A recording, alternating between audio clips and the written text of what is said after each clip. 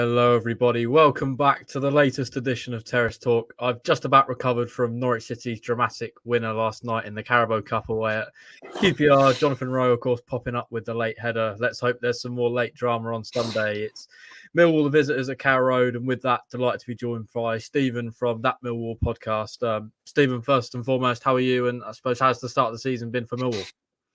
Yeah, very well. Thanks for having me on your show, Adam. Hopefully Sunday will be a good game. We've had a couple over the last couple of years. Start of the season, went to Middlesbrough, played very, very well, won the game. A lot of supporters a lot of optimism coming away from the Riverside with 3 points, but two disappointing results at home, one in the Cup, obviously heavy defeat by League One Reading, and an uninspiring again defeat at home to Bristol City. It's kind of left a bit of a sour taste in our mouths. So, indifferent start. A lot of the first game hard work seems to have been thrown away, unfortunately. Yeah, I mean, what's the expectation at Millwall this season? I mean, just taking you back to the end of last season, a very disappointing 4-3 defeat on the final day against Blackburn. Sort of missed out on the playoffs. Is that maybe the target again this season, the playoffs, or maybe the expectations a little bit lower? I think the expectations from inside the club, so Rowett and the players, they want to get promoted. They want to make the top six.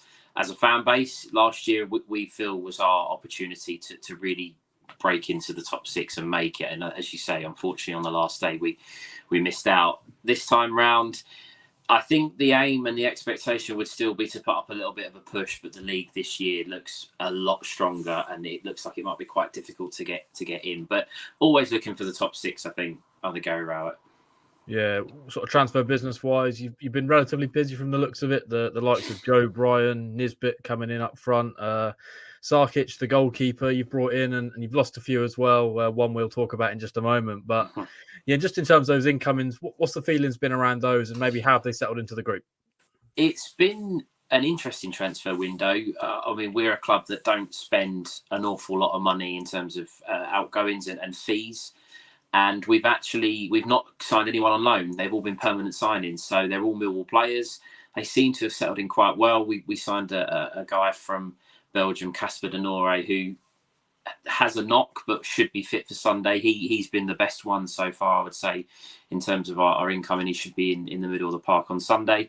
Obviously, we'll touch on a goalkeeper that swapped allegiances perhaps a little bit later, but we have brought in a new number of who will now be the number one moving forward. But it's been okay. No one's left the club as well from an outgoing point of view that we wouldn't really, I won't say miss, but they're not no one unexpected at the moment. But obviously with the transfer window still open, you never know. And I think there's a few perhaps who may be interested in Zian Fleming. But so far, transfer business has been pretty good. Yeah, we'll go straight on to that outgoing. George Long, of course, announced as a Norwich City player this morning. Lots of sort of mixed reaction, I'd say, from Millwall supporters on social media. 36 games for you guys last season. He was in goal for the game at the Den. I think Jakob Sorensen's strike, one that sticks with me, it went underneath him. And I've seen a few Millwall fans criticise that. Long shots seem to be an area where maybe he's not his key strength, would you say, Stephen? No, not particularly. I mean, there's a lot of Millwall fans, myself included, that perhaps realised it was time for George Long to leave the club. In my opinion, not the reason we didn't make the top six last year, but some of the goals that were conceded in the run-in were definitely avoidable. And I think he does, has to maybe have a look at himself. I think it's an interesting move. He wanted to be a number one. He wanted to play regular first-team football. From what I understand at Norwich, Angus Gunn is the number one, unlikely to lose that shirt anytime soon. So it's an interesting move, but for all parties, Norwich have gained a goalkeeper with championship experience. We've got him off of our wage book, which he wasn't going to play. As I said, touched on earlier, we signed a goalkeeper. So all round, I think it's a good move, but there won't be many from a Millwall perspective that would be sad to see him go. I suppose key strengths, is there any that you'd say were quite notable? I mean, Norwich are quite keen with their goalkeepers in terms of distribution, needs to be very good. Is that maybe an area that Norwich have highlighted that he's good at potentially? Yeah, absolutely. I think the fact that Norwich over the last few years in the Championship have tried to play some nice football, play it out from the back. Having a goalkeeper that's comfortable with the ball at his feet is obviously crucial to that. And in George Long, you'll get that. I think certainly if he does get an opportunity to play, he's confident with the ball at his feet. His distribution is pretty good. They are definitely the areas that perhaps the Norwich hierarchy have looked at and gone, yeah, that's good to having a backup keeper. So providing that's the way that Norwich will continue to play. If he does get an opportunity, you'll see the best of him with the ball at his feet. Yeah, just finally on him, what's his attitude like as a player? I mean, that's always something that I think a lot of supporters maybe are interested in and sort of have a concern over if they've sort of got a good egg or a bad egg for the group. Is he someone that's, a very good team player, would you say? He's always been dubbed as an important member of the dressing room by Gary Rowett. Obviously, your manager's not going to come out and say that someone's not a good team player or a bad egg. Look, there was rumours that the way that we went out and signed a goalkeeper and Long was kind of demoted to the number 2, perhaps left a little bit of a sour taste. That's obviously speculation. I don't know for sure, but he obviously was unhappy with that and was happy to perhaps, forego his comment of wanting to be a number 1 and perhaps being happy to play second fiddle to Angus Gunn at Norwich. Yeah, I just want to get your take as well on Gary Rowett. I remember speaking to you guys, I think sort of back in March when the two sides met, and some of you sort of still spoke about sort of the mixed feeling towards Gary Rowett from the Millwall fan base. Is that something that's still there? I mean, last season, albeit of course it ended in a disappointing fashion, it feels, well, from the outside that Millwall are maybe sort of punching a little bit above their weight, sort of like sort of the likes of Luton and Coventry were. Is it still bracketed like that? Is Rowett seen like that at Millwall still? He is. It's very interesting because you're right. We are, I think, punching above our weight in the Championship. I think there's a lot of clubs now that possibly fall into that category because of the Leicesters, the Leeds that are now in the division. But Gary Rowett really does split opinions because whilst he is a very solid, reliable Championship manager, he's very cautious. And it's almost as if the fan base, myself included, are saying, take the shackles off, really, be a bit expansive, try and get up the field and play some nice football. We've strengthened in attacking areas, we've strengthened in the midfield, we've got opportunity to score some goals, but he's always very much defence-minded first. And you're likely to see on Sunday us set up with 3 centre-backs and a wing-back system, which hasn't been very popular with us supporters, again, myself included. I don't think it's the right way for us as a club to be playing. And that's why Rowett seems to be the villain, considering that sometimes, as you say, from an outside point of view, we're doing very, very well, but he's seen as a little bit of a villain inside the club because there's almost a feeling that if he was a bit braver, we might be even better than what we have been under him. Yeah, you feel that maybe if sort of that maintains itself, I suppose, over the course of the season, would there maybe be a feeling amongst the fans that a change would be needed? And what sort of approach would you maybe go down in terms of a manager and the style of play? I think unless Millwall get promoted this season, which is a very long shot, a huge long shot, I think this will be the last season we see of Gary Rowett as Millwall manager. Whether or not that, you always never know, the grass is green and you don't know who's going to come in and what's going to happen. But I think if it doesn't work with this 5 at the back, he tried it last year, it didn't work. He changed it in time to kind of buy himself a little bit more time, and we then ended up going on the run that we did. This year, if it doesn't work out again, I'm not sure if they'll keep with him. And if he is there at the end of the season, his aim and ambition has been to get Millwall in the top 6. I think this is the last crack at him doing it. And if that doesn't happen, we'll have a new manager come the new season. And then from there, as you say, it may be dependent on who's available. It's hard to speculate. We're still in a transfer window this season, but I definitely think that unless we get promoted, this will be his last year in charge. Yeah, just sort of going back to what we spoke about to start the show in terms of the start to the season. Say 1 win, 1 defeat so far in the Championship, both 1-0. Of course, the late goal at the Den the other day for Bristol City. What's the performance levels been like, though? Because I always feel that early on in the season, results are often maybe they sort of mirror performances, and fans are maybe looking for performances, maybe over results at this point in the season. Would you say you've been impressed with the way Millwall have sort of applied themselves, I suppose, in those 2 games? We were very good at Middlesbrough.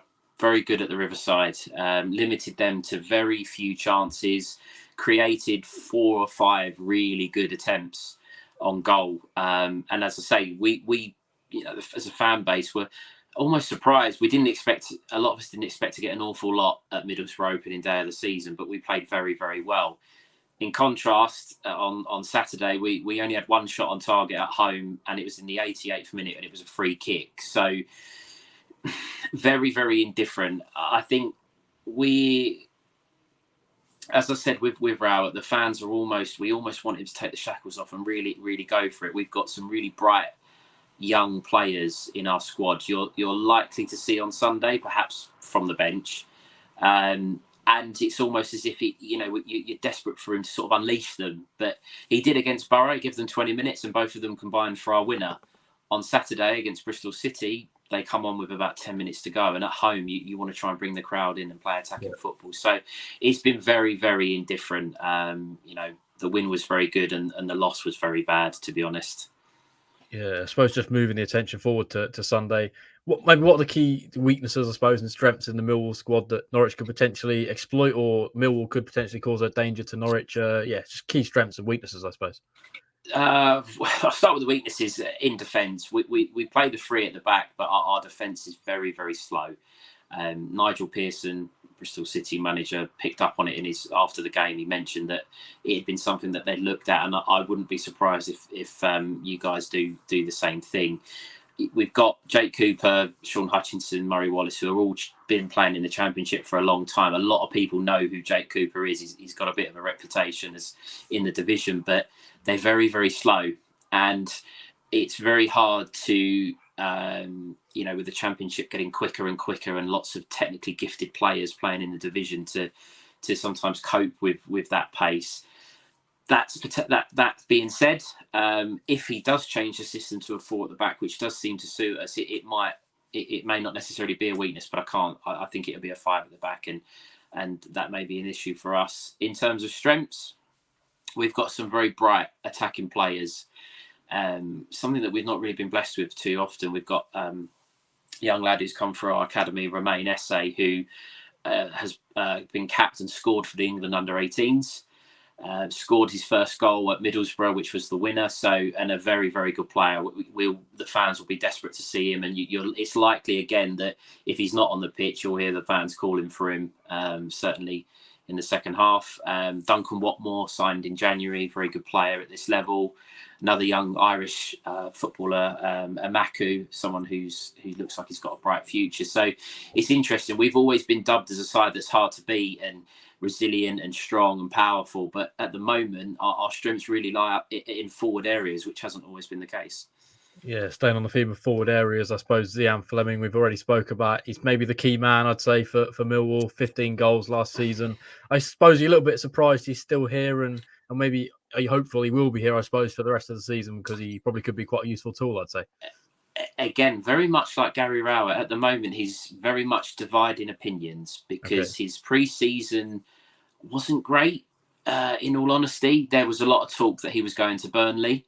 They made significant bids for him. Obviously, we had the unfortunate passing of our former chairman, which coincided with Burnley trying to buy the player. And because of those events, it sort of went quiet, and Burnley obviously moved on to other targets. But whether or not his head's been turned, or perhaps the style of play is not quite suiting him, he's not really been able to get into the games thus far. And as you say, 15 goals last year, I could possibly bias here, but one of the standout players from the Championship that wasn't in the Burnley side or Sheffield United side.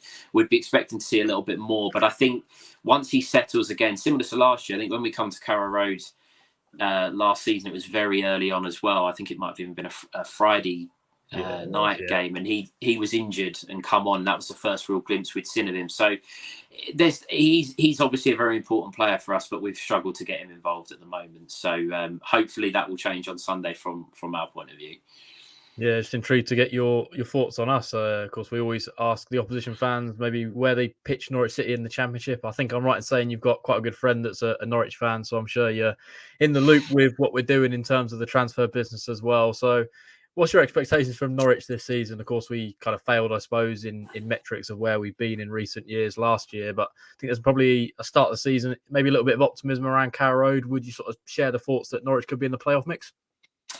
Yeah, I think Norwich, it's interesting. But as you said, a very good friend of mine is a Norwich fan. And we're travelling to the game on Sunday, which is always interesting because it's always interesting for whoever wins, shall we say, the person whose team loses, which at the moment it tends to be Millwall, so I tend to be on the rough end of the stick.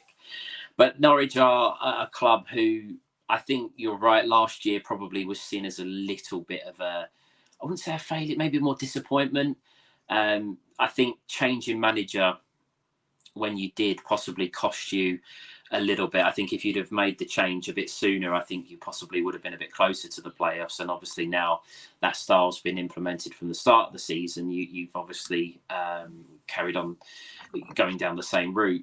I think I might be right in saying obviously Pookie is now had left the club, so it was obviously a transitional period and going in a different route. But I like Josh Sargent.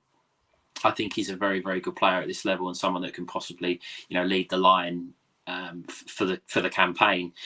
Again, I do keep an eye on Norwich. I have to. My friend keeps an eye on us as well. So we're always looking to see how each other does. Good start to the season. I think it was a good point at Southampton. And I would certainly expect you to be mounting a challenge for the top six. Whether you'll make it, again, the strength of the league is it's hard to say. But if you carry on what seems to be a good start to the season, I don't see why you can't be competing at the top of the league.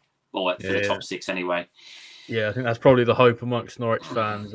Just sort of talking there, you spoke about maybe being the little bit in the disappointed party when you sort of go down to games against Norwich with your friend there. Just one win in 12, I think it is, for Millwall against Norwich. Haven't won at Carrow Road since 1968. The statistics don't always sort of bode in Millwall's favour there, but have you maybe got a favourite encounter between the two sides? Always seems to be goals between us two.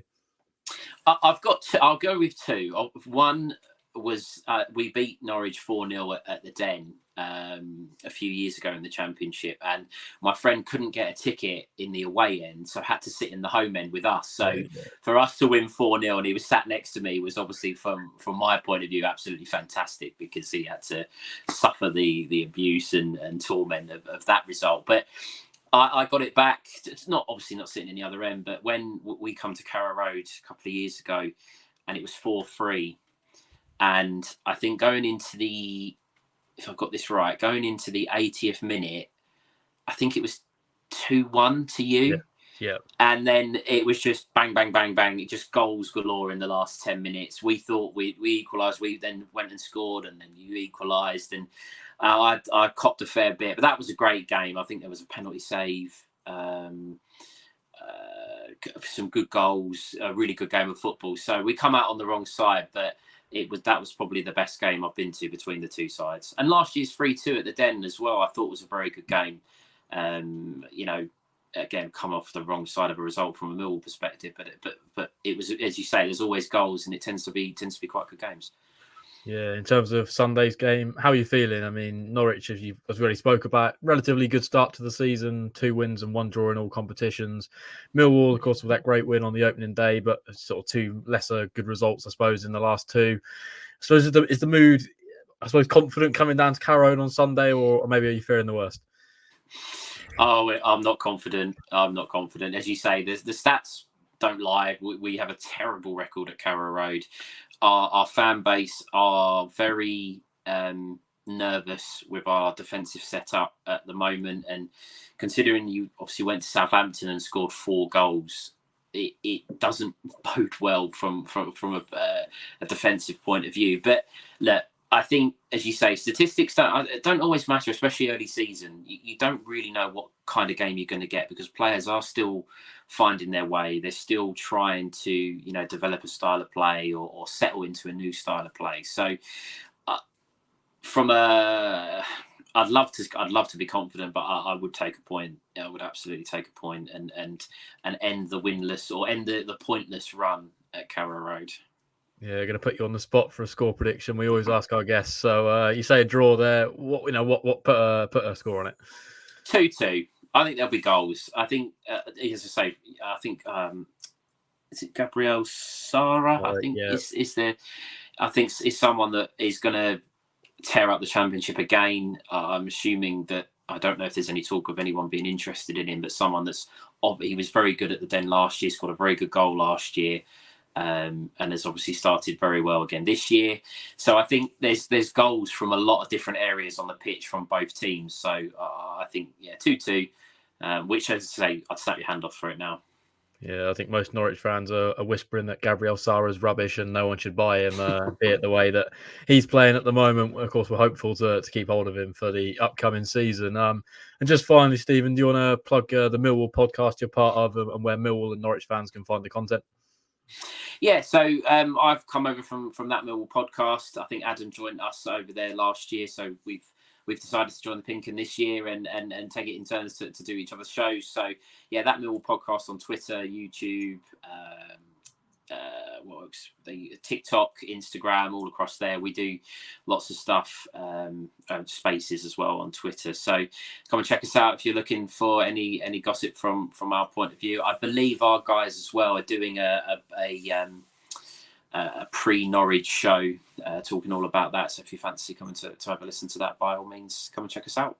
Yeah, I had the pleasure of doing the behind the enemy opposition for you guys channel. So if you're a Norwich fan and want to head over and get my thoughts on the game, then that's the place to go. Thank you for joining me, Stephen. Really do appreciate your time this afternoon, or this evening now as it is.